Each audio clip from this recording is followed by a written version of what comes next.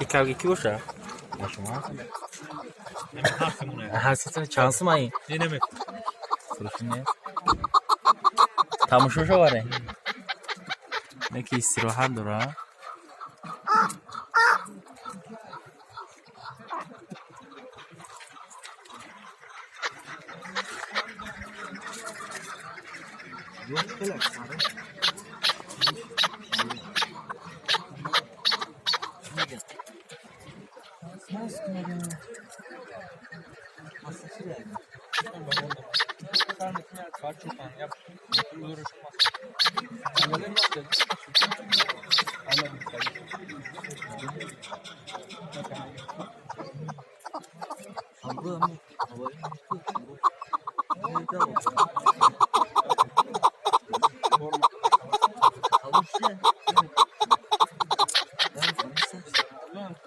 Kavga gidiyor boşa ayı.